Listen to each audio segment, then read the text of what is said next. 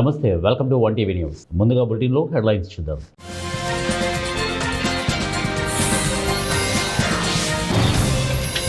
భారత్ పైనే ఆశలన్నీ, AI సమ్మిట్కు queue కడుతున్న టెక్ సంస్థలు.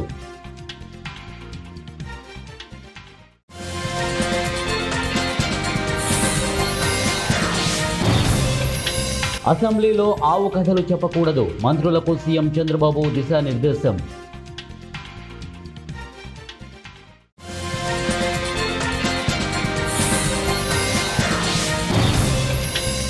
థాయిలాండ్లో ఘోరం, 34 మందిని కాల్చి చంపేశాడు.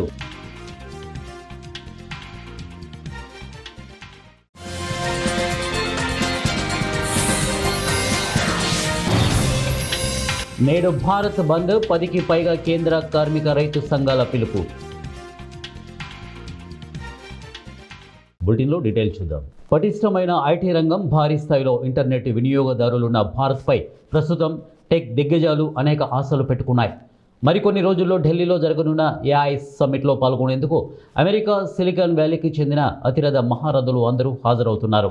ఈ సదస్సులో ప్రధాని మోదీ ప్రసంగించనున్నారు. Google CEO Sundar Pichai, OpenAI CEO Sam Altman, ఇక ఎన్విడియా సీఈఓ జెన్సన్ హువాంగ్, ఇక Anthropic CEO Dario Amodei, Google DeepMind CEO ఇక Demis Hassabis, Microsoft president Brad Smith, Meta chief AI scientist Cristiano తదితరులు ప్రధాని మోదీ ప్రసంగానికి హాజరు కానున్నారు.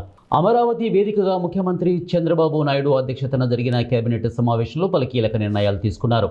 పాలనలో క్రమశిక్షణ, ప్రజా సమస్యల పరిష్కారం, రాష్ట్ర అభివృద్ధిపై సీఎం స్పష్టమైన దిశానిర్దేశం చేశారు. కేబినెట్ భేటీలో ముఖ్యమంత్రి చంద్రబాబు నాయుడు మంత్రులు, అధికారులకు కీలక ఆదేశాలు జారీ చేశారు. అసెంబ్లీ సమావేశాల నేపథ్యంలో మంత్రుల పనితీరు, ప్రవర్తనపై ఆయన స్పష్టమైన మార్గదర్శకాలు చేశారు. దక్షిణ థాయిలాండ్లో ఘోరం జరిగింది. బుధవారం మధ్యాహ్నం సోంగ్జా హ్యాట్ హై జిల్లాలోని ఓ పాఠశాలలో ఓ సాయుధుడు కాల్పులకు తెగబడ్డాడు. నిందితుడు జరిపిన కాల్పుల్లో 22 మంది చిన్నారులు సహా 34 మంది మరణించారు. చాలా మందిని అతను బందీలుగా చేసుకున్నాడు. పాఠశాలలో కాల్పుల మూత వినపడగానే రోడ్డుపై జనాలు ఒక్కసారిగా పరుగులు పెట్టారు. దీనికి సంబంధించిన ఓ వీడియో ఇంటర్నెట్లో వైరల్ అవుతోంది. కేంద్రంలోని నరేంద్ర మోదీ ప్రభుత్వ కార్మిక రైతు వ్యతిరేక విధానాలకు నిరసనగా ఫిబ్రవరి 12న భారత్ బంద్కు కేంద్ర కార్మిక రైతు సంఘాల ఐక్యవేదిక పిలుపునిచ్చింది. సమ్మె కారణంగా బ్యాంకింగ్, బీమా రవాణా రంగాల సేవలకు పాక్షికంగా అంతరాయం కలిగే అవకాశం ఉంది. ఈ సమ్మెలో 30 కోట్ల మంది కార్మికులు పాల్గొనే అవకాశం ఉందని కార్మిక సంఘాలు ప్రకటించాయి. కేంద్ర ప్రభుత్వ కార్మిక వ్యతిరేక, రైతు వ్యతిరేక, జాతి వ్యతిరేక, కార్పొరేట్ అనుకూల విధానాలను ప్రతిఘటిస్తూ దేశవ్యాప్త సమ్మెను నిర్వహిస్తున్నట్లు జనవరి 9న కొన్ని కార్మిక సంఘాలు ఐక్యంగా ప్రకటించాయి. విద్యుత్తు, బ్యాంకింగ్, బీమా రవాణా, ఇక ఆరోగ్యం, విద్య, గ్యాస్, మంచినీటి సరఫరా వంటి సేవలకు అంతరాయం కలగవచ్చునని ఏఐటీయూసీ ప్రధాన కార్యదర్శి అమర్జీత్ కౌర్ బుధవారం తెలిపారు.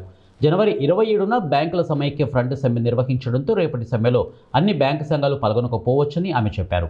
కర్నూలు జిల్లా మంత్రాలయం రాజకీయ వేదికపై మాస్ లీడర్గా తనకంటూ ప్రత్యేక గుర్తింపు తెచ్చుకున్న టీడీపీ ఇన్ఛార్జి రాఘవేంద్రారెడ్డి సోదరులు మంత్రాలయం సొసైటీ చైర్మన్ రామకృష్ణారెడ్డి పుట్టినరోజు సందర్భంగా నియోజకవర్గం మొత్తం పసుపు పండగలా మారిపోయింది.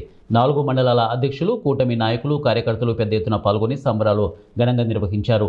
కేక్ కటింగ్స్తో ప్రారంభమైన వేడుకలు బైక్ ర్యాలీలతో ఊపేశాయి. యువత భారీగా పాల్గొని రామకృష్ణారెడ్డిపై తమ అభిమానాన్ని ఘనంగా చాటుకున్నారు. అంతేకాదు పుట్టినరోజు వేడుకలను సేవా కార్యక్రమాలతో మరింత ప్రత్యేకంగా తీర్చిదిద్దారు. పేదలకు అన్నదానం, పండ్లు పంపిణీ, అలాగే సామాజిక సేవా కార్యక్రమాలు నిర్వహించి సేవే మా లక్ష్యం అనే సందేశాన్ని చాటి చెప్పారు. అలాగే తనపైన అభిమానాన్ని చాటి చెప్పి శుభాకాంక్షలు తెలియజేసినటువంటి ప్రతి ఒక్క నాయకుడికి, కార్యకర్తకు మాస్ లీడర్ రామకృష్ణారెడ్డి ధన్యవాదాలు తెలిపారు. పార్వతీపురం మన్యం జిల్లా ఎమ్మెల్యే బోనెల విజయ్ చంద్రను విమర్శించే అర్హత లేదని టీడీపీ శ్రేణులు హెచ్చరించారు. స్థానిక టీడీపీ కార్యాలయంలో విలేకరుల సమావేశంలో మాట్లాడారు. ఇక సురగాల అరాచకాలను ఆధారాలతో బయటపడతామని, అసలు ఏ పార్టీలో ఉన్నావో నీకే తెలియదని, మతి భ్రమించి ఎమ్మెల్యేపై లేనిపోని ఆరోపణలు చేస్తున్నావని ఆగ్రహం వ్యక్తం చేశారు. గత వైసీపీ పాలనలో పూర్తిగా నియోజకవర్గ అభివృద్ధి మూలన పడిందని, కూటమి ప్రభుత్వం అధికారంలోకి వచ్చిన ఏడాదిలోనే పూర్తి స్థాయి అభివృద్ధి చేసి ప్రజల మన్ననలు పొందిన ఎమ్మెల్యే బోడెల విజయ్ చంద్ర అని తెలిపారు. రావడమే ఒక ఎన్ఆర్ఐ కోటాలో వచ్చి తెలుగుదేశం పార్టీ ఇక్కడ ఎన్నో ఇబ్బందుల్లో ఉన్నటువంటి తెలుగుదేశం పార్టీని ఒక ఏడాది కాలంలోనే గెలిపించి కాకలు తీరినటువంటి నాయకుల్ని భూస్థాపితం చేసినటువంటి ఘనత విజయ్ చంద్ర గారు. అయితే ఈరోజు ఇంకో విషయం ఏంటంటే మేము మా చిన్నతనం నుండి కూడా చూస్తున్నాం. గత 40-50 సంవత్సరాలుగా వెంకంపేట గ్రామానికి చెందినటువంటి ఆ చెరువు తాలూకా వాలు నీరు, పొలాల తాలూకా నీరు, ఆ గడ్డ వచ్చి అక్కడ ఎత్తుకాన ఆయన గతంలో ఉండేది. ఇప్పుడు ఆ ఎత్తుకాన లేదు, కానీ ఇప్పుడు కూడా స్లాబ్ కల్వర్ట్ ఉంది. ఆ నీరు అనేది ఆ కల్వర్ట్ ద్వారా ప్రవహిస్తుంటే ఆ ప్రాంతాన్ని కబ్జా చేసి ఈరోజు వీళ్ళు అక్కడ నిర్మాణాలు చేయాలని చూస్తే మా శాసనసభ్యులు విజయ్ చంద్ర గారు అది ఎంతో మీడియా సమావేశం గోడలతో మాట్లాడుకున్నారంట. నిన్న ఎదురుగా ఎవరు లేరు, ఏదో ఒక సెల్ సీసీ కెమెరా లేకపోతే ఏదో ఎదురుగా పెట్టుకొని గోడలతో ఆయనకి మార్చ అని అప్పుడు ఇచ్చారు. మార్చ కాదు, మార్చ అంట కదా, మార్చ కాదు, మోర్చిపోయారు. మోర్చిపోయి మాట్లాడుతున్నారు. మనం ఉంటుంది జిల్లా హెడ్ క్వార్టర్లని మర్చిపోతున్నారు. రోజు రోజుకి రేపు పొద్దున మనం ఎక్కడికి వెళ్తున్నామో మర్చిపోతా ఉన్నారు. ఈయన మా పార్వతీపురానికి బోన్ల విజయచంద్ర గారు శాసనసభ్యులుగా వచ్చినప్పటి నుండి మీరు అడుగుతూ ఉన్నారు, మంత్రులతో ఫోటోలు దిగుతున్నారు, కేంద్ర మంత్రులతో ఫోటోలు దిగుతున్నారు. 70 సంవత్సరాల నుంచి జరిగింది. 1959లో మా మున్సిపాలిటీ ఏర్పడింది. ఆనాటి నుండి ఈనాటి వరకు జరిగిన పనులు ఎన్నో రైలు పట్టాలు ఎక్కించారు. అలాంటి ట్రైన్లు ఎన్నో తీసుకొచ్చారు. ప్రతి దగ్గరికి వెళ్ళి పార్వతీపురంకి ఏం చేయాలని తప్పన పడే వ్యక్తి ఎవరైనా ఉన్నారంటే మా బోన్ల విజయచంద్ర గారు. ఆయన ఏదో ఇంటి నుండి పార్టీ ఆఫీస్కి బయలుదేరుతున్నప్పుడు ప్రజలందరూ అక్కడ ఆపి సమస్యని తెలియజేసిన వెంటనే పరిష్కరించుకోవడానికి అనుకుని మా ఎమ్మెల్యే గారు ఆ స్థలానికి వెళ్ళడం జరిగింది. దానితో మంచి చెడు విషయాలు ఏమైనా ఉంటే తెలుసుకొని పరిష్కార మార్గం వెతుకుదాం అనుకునే విషయం మీద వెళ్తే ఒక పనికిరాని పేపర్లతోటి 2 పేపర్లతోటి ఫోటోలు తీయించేసి ఎమ్మెల్యే దౌర్జన్యానికి దిగుతున్నారు, ఇది ఎక్కడ న్యాయం అనుకుని ఆయన ప్రశ్నిస్తున్నారు. నేను ఆయనకు సూటిగా ప్రశ్నిస్తున్నాను, ఇలాంటి స్థలాలు తమరు ఎన్ని కబ్జా చేశారో, తమరు దృష్టిలో ఎన్ని ఉన్నాయో మరి మీకు తెలియదంటూ కాదు. ఆ విషయం మీరు గుర్తుపెట్టుకోవాలి. ఎమ్మెల్యే గారు పరిష్కారం కోసమే, ప్రజల కోసం పనిచేస్తున్న వ్యక్తి. ఆయన ఎక్కడికైనా వెళ్ళవచ్చు, ఎక్కడికైనా రావచ్చు. ఆయన అడిగించే ప్రశ్న అధికారం మీకు లేదా? అన్ని పార్టీలు తిరగడంలో బ్రాండ్ ఎక్కువ. ఎమ్మెల్యేకి నిలబడి అన్నారు కదా, ఎమ్మెల్యేలో నిలబడేటప్పుడు 1,00,000 ఓట్లు ఉండేటప్పుడు 1000 ఓట్లు కనీసం కౌన్సిలర్ నెంబర్ తెచ్చుకున్న ఓట్లు తెచ్చుకున్నారు కదా, అందులో బ్రాండ్. కొన్ని ఇదంతా పక్కన పెడితే ఆ రోజు తగు పెట్టని అన్నారు. ఆయన ఉన్నారు, ఎమ్మెల్యే గారు ఉన్నారు, మీరు కూడా అక్కడ ఉన్నారు. ఉండేటప్పుడు మీ ముందే ఆయన ఎవరితోనూ దొంగతనంగో లేకపోతే వెనకతలో చెప్పలేదు. మీ ముందే మీ కేసులు ఉన్నాయి, మీరు మంచి వ్యక్తి కాదు అని వాళ్ళకి మంచి చెప్పారు. మీరు తప్పు లేకపోతే, మీకు కేసులు లేకపోతే, మీరు మంచి వ్యక్తి అయితే అక్కడ మీ ముందే కదా ఆయన అన్నారు. అడిగేటప్పుడు మీరు వెంటనే అడగాలి కదండి, ఎక్కడున్నాయి నా మీద కేసులు, నేను మంచి వ్యక్తిని కాదని ఎవరితో చెప్పారో అని అక్కడే అడగాలి. మీరు ఎక్కడికో వెళ్ళిపోయి ప్రెస్ మీట్లు పెట్టి అది అతను మంచోడు కాదు, వాళ్ళకి భూములు కొన్నాడు, ఇల్లులు కొన్నారో ఏమంటే అతను 41-42 సంవత్సరాలు ఇంతవరకు కష్టపడ్డారు.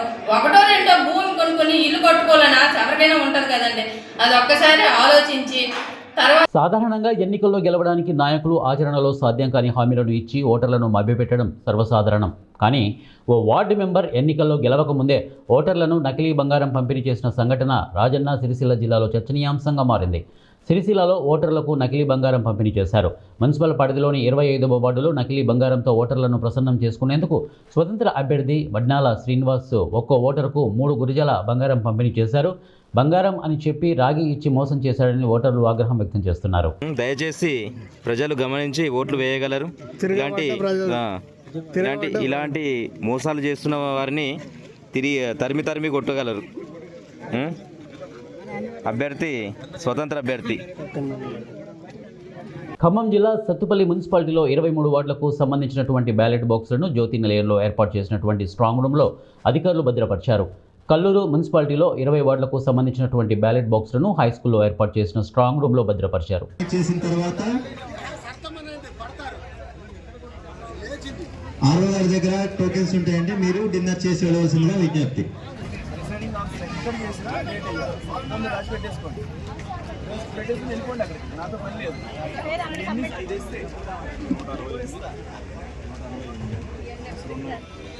మార్కాపురం జిల్లా ఖమ్మం స్థానిక ప్రభుత్వ ఉన్నత పాఠశాలలో 10వ తరగతి విద్యార్థుల 100 రోజుల కార్యాచరణ ప్రణాళికలను డిప్యూటీ ఎంపీడీఓ దేవరశెట్టి బ్రహ్మయ్య బుధవారం ఆకస్మికంగా తనిఖీ చేశారు. ఈ సందర్భంగా పాఠశాల వసతులు, సౌకర్యాలు, విద్యార్థుల అభ్యసన సామర్థ్యాలను పరిశీలించారు. విద్యార్థుల సామర్థ్యాల ఆధారంగా షైనింగ్ స్టార్లు, రైజింగ్ స్టార్ల వివరాలపై ఆరా తీశారు. విద్యార్థులకు శిక్షణతో పాటు నిత్యం అల్పాహారాన్ని అందించడంపై ఉపాధ్యాయులను అభినందించారు. ఈ సందర్భంగా ఆయన మాట్లాడుతూ 100 రోజుల కార్యాచరణ ప్రణాళికలు 10వ తరగతి విద్యార్థులకు వరమని, అవకాశాన్ని విద్యార్థులు సద్వినియోగం చేసుకుని 100% ఉత్తీర్ణత సాధించేలా కృషి చేయాలని వారు అన్నారు. ఈ కార్యక్రమంలో ఎంఈఓ అబ్దుల్ సత్తార్, సిఆర్పి మురళీమోహన్ ఉపాధ్యాయులు ఉన్నారు.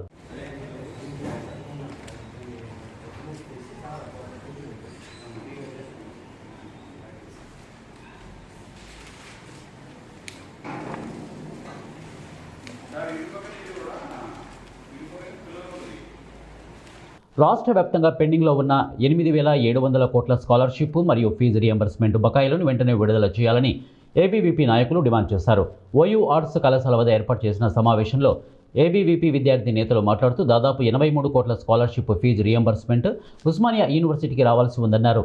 ప్రపంచ ప్రఖ్యాతిగాంచిన యూనివర్సిటీలో దాదాపు 13 సంవత్సరాల నుంచి బోధనేతర సిబ్బందిని నియామకం చేయక విద్యార్థులకు నాణ్యమైన విద్య అందక విద్యకు దూరమయ్యే పరిస్థితి ఏర్పడింది అన్నారు. ఉస్మానియా యూనివర్సిటీకి 1000 కోట్లు కేటాయించిన రాష్ట్ర ముఖ్యమంత్రి రేవంత్ రెడ్డి యూనివర్సిటీలో ఉన్నటువంటి ఫిక్స్డ్ డిపాజిట్ డబ్బుల సమాచార నివేదిక ఇవ్వాలని బీసీలకు సూచించడంపై అనుమానం వ్యక్తం చేశారు. కూడి చేతితో ఇస్తూ ఎడమ చేతితో తీసుకోవాలని చూస్తున్నారని ఆరోపించారు. యూనివర్సిటీ స్వయం ప్రతిపాదనని దెబ్బతీసే దిశలో ప్రభుత్వం అడుగులు వేస్తే ఏబీవీపీ ప్రభుత్వంపై ఉద్యమానికి సిద్ధమవుతుంది అని హెచ్చరించారు. యూనివర్సిటీ అభివృద్ధికి ఇన్ని కోట్ల రూపాయలు ఏమైనా అభివృద్ధి చేసుకోవడానికి యూనివర్సిటీ ఫిక్స్డ్ డిపాజిట్ పేరు మీద పెడితే ఆ యొక్క యూనివర్సిటీ ఫిక్స్డ్ డిపాజిట్ ఈరోజు ఏం చేస్తారు? ప్రభుత్వాలు ఉన్న ఈయన గురించి ముందే మాకు తెలుసు. ఓటుకు నోటు దొంగ రేవంత్ రెడ్డి, దొంగలకి పెద్ద దొంగ రేవంత్ రెడ్డి. ఈరోజు యొక్క దొంగ కన్ను ఎడబడ్డది. ఈ చేతితోటి 1000 కోట్లు ఇస్తా, ఈ చేతితోటి పైన 100 కోట్లు తీసుకుంటా అంటే 500 కోట్లు నా ప్రభుత్వం నడుపుకోవడానికి ఉపయోగపడతాయని చూస్తున్న వ్యక్తి రేవంత్ రెడ్డి. అయ్యా రేవంత్ రెడ్డి, ఇదొక పేద విద్యార్థుల నిలయం. పేద విద్యార్థులు మారుమూల గ్రామాల నుండి రూపాయి పోగేసుకొని చెమటార్చి వాళ్ళ తల్లిదండ్రులు రక్తంతో ఇక్కడికి పంపిస్తే ఆ యొక్క విద్యార్థుల పైసలు కూడా నీకు లాక్కోవడం ఏమాత్రమైనా నిజమేనా? ఇది ఎంతవరకు కరెక్టో నువ్వు సమాధానం చెప్పాలి. నిజంగా రేవంత్ రెడ్డి ఒక యూనివర్సిటీలో 1286 ప్రొఫెసర్ పోస్టులు ఉంటే ఈ ఒక యూనివర్సిటీలో దాదాపు 236 పోస్టులతోటే మటుకు అప్పుడున్న గవర్నమెంట్ ల్యాండ్ లీజుకి ఇచ్చేసి ఇక్కడ ఉన్నటువంటి ఐపీఈ ఏదైతే ఉందో సెంటర్ ఉందో అది గిడంగా లీజ్ అయిపోయినప్పటికి గిడంగా దాన్ని యూనివర్సిటీ స్వాధీనం చేసుకోకుండా చోద్యం చూస్తున్నది. ఎందుకనంటే ఆ ఒక్క ల్యాండ్లని, ఆ ఒక్క బిల్డింగ్లని మనము స్వాధీనం చేసుకొని ఎక్కడైతే నీడ్ ఉందో అక్కడ వాళ్ళకి అడ్జస్ట్మెంట్ చేసి ఆ విద్యార్థుల క్లాస్ రూమ్లు కావచ్చు, హాస్టల్ రూపంలో వాళ్ళకి ఇవ్వాలని చెప్పేసి ఈ యొక్క సందర్భంగా డిమాండ్ చేస్తూ ఉన్నాము. అదేవిధంగా ఎక్కడైతే మన ల్యాండ్ ఏదైతే ఉందో దాన్ని వెంటనే సర్వే చేసి కంచె వేసి దానికి మొత్తము కాంపౌండ్ వాల్ కట్టి ఈ యొక్క ఉస్మాన్ యూనివర్సిటీ ల్యాండ్ని కాపాడే 1500 కోట్లు ఉందో ఆ 1500 కోట్లను కొల్లగొట్టి 1000 కోట్లు ఇచ్చి ఇంకా 500 కోట్లు కాజేయాలని చెప్పేసి ఈరోజు ప్రభుత్వం కుట్ర చేస్తూ ఉంది. అయ్యా రేవంత్ గారు, మీకేమైనా సిగ్గుందా? ఈరోజు యూనివర్సిటీ అనేక సమస్యలతోటి కొట్టుమిట్టాడుతూ ఉంది. దాదాపు 100 కోట్ల స్కాలర్షిప్ పెండింగ్లో ఉంది. చదువు చెప్దామంటే ప్రొఫెసర్లు లేరు. మీలాగా మా దగ్గర డబ్బులు లేవు విదేశాలకు వెళ్ళి యూనివర్సిటీలో చదువుకోవడానికి. మీలాగా మా దగ్గర డబ్బులు లేవు హంగు హార్బాటలతోటి పబ్లిసిటీ కోసం టూర్లకు వెళ్ళి విదేశాల్లో ఫోటోలు దిగి హంగామా చేయడానికి. మేమందరం కూడా పేద మధ్యతరగతి విద్యార్థులం, మేమందరం కూడా గ్రామీణ ప్రాంత విద్యార్థులం, మేమందరం కూడా తెలంగాణ రాష్ట్రంలో మెరిట్ స్టూడెంట్స్ అందరం మేము ఇక్కడ ఉన్నాం. మాకు చదువు చెప్దామంటే ప్రొఫెసర్ లేరు, కానీ మీరేమో విదేశాల టూర్లకు వెళ్తారా? మీరేమో విదేశాల యూనివర్సిటీలో చదువుకుంటారా? ఇక్కడ ఓయూ ల్యాండ్స్ పరిస్థితి. కడప జిల్లా బద్వేలులోని State Bank of India branch manager Annam Rammurthy school ప్రధాన ఉపాధ్యాయులు గాజులపల్లి వెంకట సుబ్బారెడ్డి ఆధ్వర్యంలో జిల్లా పరిషత్ ఉన్నత పాఠశాలలోని పేద విద్యార్థినులకు సైకిళ్లను మంజూరు చేశారు. ఈ కార్యక్రమానికి ముఖ్య అతిథిగా రాజంపేట ఎస్బీఐ రీజనల్ మేనేజర్ చల్లా కోటిరెడ్డి హాజరై సైకిళ్లను పంపిణీ చేశారు. ఈ సందర్భంగా మాట్లాడుతూ ప్రభుత్వ పాఠశాలలో చదువుతున్న పేద విద్యార్థినులు దూర ప్రాంతాల నుంచి ప్రయాణిస్తున్నందున స్టేట్ బ్యాంక్ ఆఫ్ ఇండియా తరపున వితరణ చేస్తున్నామని చెప్పారు. విద్యార్థినుల క్షేమమే ముఖ్యమని వారన్నారు. ఈ కార్యక్రమంలో ASR manager Gnanaprakash, local branch secretary Suresh Babu, bank సిబ్బంది, స్కూల్ సిబ్బంది మరియు విద్యార్థినుల తల్లిదండ్రులు హాజరయ్యారు. దూర ప్రాంతం నుండి రావడం వలన మంచిగా టైంకి రావాలని ఎస్ఆర్టీ యాక్టివిటీ వాళ్ళు మాకు ఈ సైకిల్ ప్రొవైడ్ సిఎస్ఆర్ యాక్టివిటీ కింద ఈ సైకిల్ మాకు సప్లై చేశారు. వారికి స్టేట్ బ్యాంక్ వారికి ధన్యవాదాలు. నేను 8th class ZPHS boys birthday స్కూల్లో చదువుతున్నాను. నాకు ఈరోజు సైకిల్ ఇచ్చారు ఎస్బీఐ బ్యాంక్ వాళ్ళు నుంచి వస్తున్నామని బాగా చదువుకోవాలని సైకిల్ ఇచ్చారు. స్కూల్కి తొందరగా టైంకి రావాలని సైకిల్ ఇచ్చారు. స్కూల్కి దూరం నుంచి వస్తున్నామని టైంకి రావాలని సైకిల్ ఇచ్చారు. వాళ్ళకి ధన్యవాదాలు.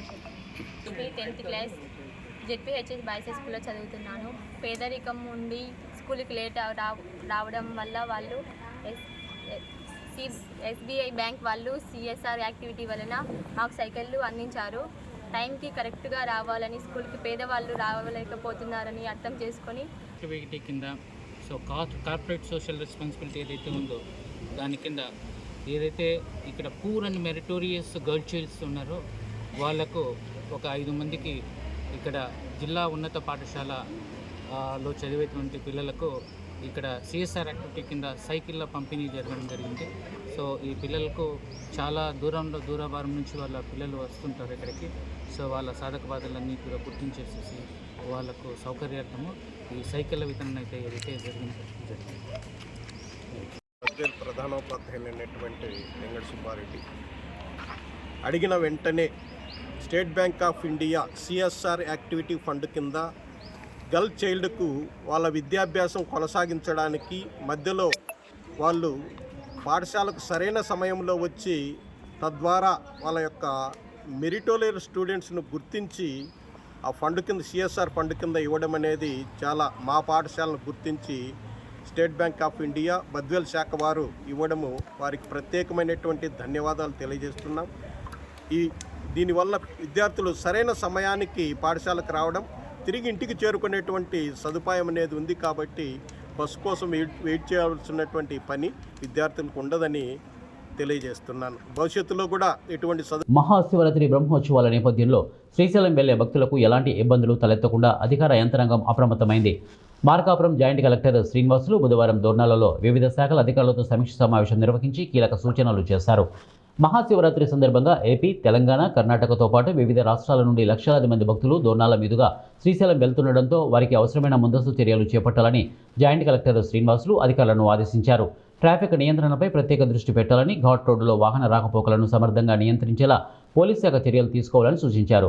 భక్తులకు తాగునీరు, పారిశుద్ధ్యం, వైద్య సదుపాయాలు అందుబాటులో ఉండేలా ఏర్పాట్లు చేయాలని సంబంధిత శాఖలకు ఆదేశాలు జారీ చేశారు. శ్రీశైలం, ఆత్మకూరు ఘాట్ రోడ్డులో అప్రమత్తంగా ఉండాలని, 108 అంబులెన్సులు, క్రేన్లు సిద్ధంగా ఉంచాలని, అత్యవసర పరిస్థితుల్లో వెంటనే స్పందించేలా చర్యలు తీసుకోవాలని పేర్కొన్నారు. అలాగే భక్తులకు సమాచారం అందించేలా కంట్రోల్ రూమ్లు ఏర్పాటు చేయాలని అధికారులకు తెలిపారు. ఈ సందర్భంగా మల్లికార్జున నగర్ వద్ద గల పార్కింగ్ ప్రదేశాన్ని పరిశీలించి పలు సూచనలు చేశారు.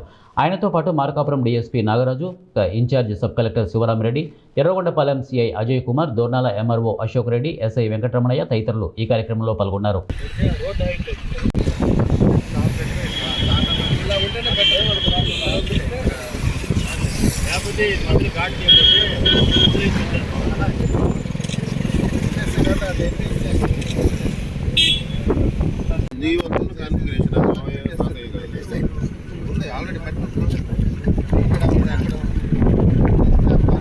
కర్నూలు జిల్లా ఆలూరు తాలూకాలో ఆదోని జిల్లా సాధన జాయింట్ యాక్షన్ కమిటీ 61వ రోజు దీక్ష చేస్తున్న వారికి Aluru YCP party MLA Virupakshi మద్దతు తెలిపారు.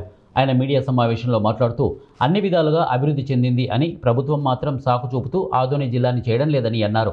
ఆదోని జిల్లా చేయాలని ప్రతి ఒక్కరూ కోరుకుంటున్నారని తెలిపారు. ఇక్కడ మనకి అసలు మన మీద ఇష్టం లేదు. ఒక వికలాంగుడు చెప్తుంటే నాకే ఆశ్చర్యం వేస్తుంది. వికలాంగుడు పోయి ఆయన కలసాటే గోరుముచ్చుకో అంటాడట. అంత సీఎం ఎవడన్నా బుద్ధి జ్ఞానం ఉన్నాడు ఆ మాట మాట్లాడుతున్నారు. వికలాంగుని రాష్ట్ర ఉపాధ్యక్షుడు వికలాంగుడు వెంకటేశ్వర గారిని ఆయన ఖచ్చితంగా మాకు, ఎందుకంటే ఆదరణ జిల్లా గారిని ఎంతో తప్పించుకొని పోయినారంట. వాళ్ళు ఈ దేశీ నాయకులకి ఇస్తామని చెప్పి వాళ్ళని అరెస్ట్ చేసినారంట. ఎంత దుర్మార్గమైన పోలీసులు అయితే ఎంత దుర్మార్గంగా ఉన్నారు. ఎందుకో పోలీసు వాళ్ళు వన్ సైడ్ ఉన్నారు. వాళ్ళు ఆ సీఎం చంద్రబాబు నాయుడు గారు జీవితాంతము అసలు ఆయన చనిపోయేంత వరకు ఆయన సీఎంగా ఉంటారు అనుకున్నారు. ఎట్లా కానీ తెలియదు. కానీ మాకు పోలీస్ డిపార్ట్మెంట్ అయితే వన్ సైడ్ చేస్తుంది. ఎందుకో అసలు ఇంతకు మంది ఏ నాయకుడు ఏ రాష్ట్ర ఎప్పుడూ ఏ సీఎం ఉన్నప్పుడు ఇంత అద్మానంగా లేదు. ఇప్పుడు మాత్రం ప్రతి విషయంలోన ఏదైనా చిన్న సమస్య ఉంటే వాళ్ళకి అరెస్ట్ చేసాము, వాళ్ళ మీద కేసులు పెట్టము అని చేస్తున్నారు. పోలీస్ డిపార్ట్మెంట్ ఒకటే చెప్తున్నాం, మీరు 30 సంవత్సరాలు రాజ్యాంగం నడిపేవాళ్ళు, లా అండ్ ఆర్డర్ మీ చేతిలో తీసుకోవాలి. లా అండ్ ఆర్డర్ తీసుకొని పోయి ఆ కూటమి నాయకులకి మొత్తం వాళ్ళ కాళ్ళ మీద పెట్టినారు. మీరు మీ మనసాక్షి తెలుసుకోండి. ఎందుకంటే చాలా అద్భుతంగా పరిపాలన చేస్తున్నారు. పిలిచి చంద్రబాబుతో కలుస్తామని చెప్పి వాళ్ళ ఒక విన్నపము అసలు ఇవ్వచ్చు ఈక్వచ్చు. ఆయన మన జిల్లా ఇస్తామని ఇస్తారో ఇలా తెలియదు. వాళ్ళ వినతి పత్రం తీసుకునేకి ఏమంతా అంటే సీఎం అంటే ఏమి ప్రజల కోసం వచ్చేనాడు కదా. అంటే ఆయన డబ్బాలు కొట్టుకునే వచ్చినారా?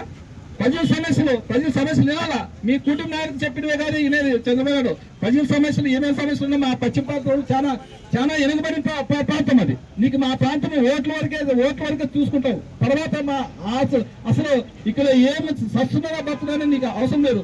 ఎందుకదా వేదావతిని నువ్వు ఓపెన్ చేసి ఎన్ని సంవత్సరాలు నువ్వు 14లో దాన్ని స్థాపించిన ఎన్ని ఏళ్ళ నుంచి వేదావతిని సంవత్సరానికి 100 కోట్లు పెట్టాం. ఈ పాటికి మన ఆలూరు మండలం అయితే ఆశ్రమం అయితే నీళ్ళు వచ్చేవి. అలాంటిది పశ్చిమ ఈ వేదావతి గురించి అసలు మాట్లాడేది లేదు. వచ్చినప్పుడు మాట కళ్ళు వెళ్ళ మాటలు చెప్తావు, అసలు ఇంక వెళ్ళిపోతావు. నువ్వు ఓటు వరకే నువ్వు చంద్రబాబు ఈ మన పశ్చిమ ప్రాంతాలు చూస్తాడు. తర్వాత అసలు మన పశ్చిమ ప్రాంతంలో చాలా విరక్తానికి ఎందుకో మనకు అర్థం కాదు. కానీ ఖచ్చితంగా దీని మీద పోరాటం చేస్తామని కలిసి వచ్చి పార్టీలు ఖచ్చితంగా చేస్తామండి. ఎందుకంటే ఈ కూటమిలో ఫస్ట్ ఏమో బాగానే ముందుకు వచ్చిన తర్వాత మళ్ళీ చంద్రబాబు ఏం చెప్పాడేమో మళ్ళీ ఆయనకేదో వాళ్ళకి కుటుంబ నాయకులు తెలుసు, దాని గురించి పట్టించుకోవట్లేదు లేరు. అలాంటిది ఈరోజు మేము ఖచ్చితంగా దీన్ని ఆదరణ జిల్లా కావాలని మా అధినాయకులు. మహాశివరాత్రిని పురస్కరించుకొని నవాహ్నిగా దీక్షతో 11 రోజుల పాటు నిర్వహింపబడే మహాశివరాత్రి బ్రహ్మోత్సవాలు 4వ రోజైన బుధవారం శ్రీ స్వామి అమ్మవార్లకు విశేష పూజలు జరిపించారు. తర్వాత యాగశాలలో శ్రీ చండీశ్వర స్వామికి ప్రత్యేక పూజాధికాలు జరిపింపబడ్డాయి. అనంతరం లోక కళ్యాణం కోసం జపాలు పారాయణాలు చేయబడ్డాయి.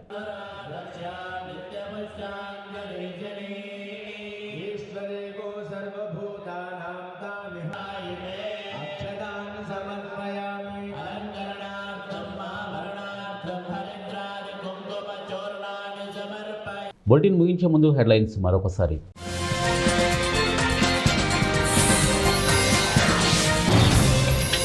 భారత్ పైనే ఆశలన్నీ, ఏఐ సమ్మిట్కు క్యూ కడుతున్న టెక్ సంస్థలు.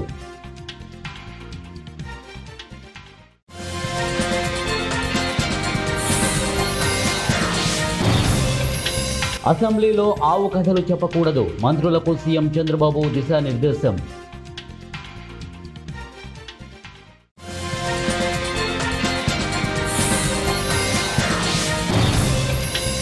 థాయిలాండ్లో ఘోరం, 34 మందిని కాల్చి చంపేశాడు.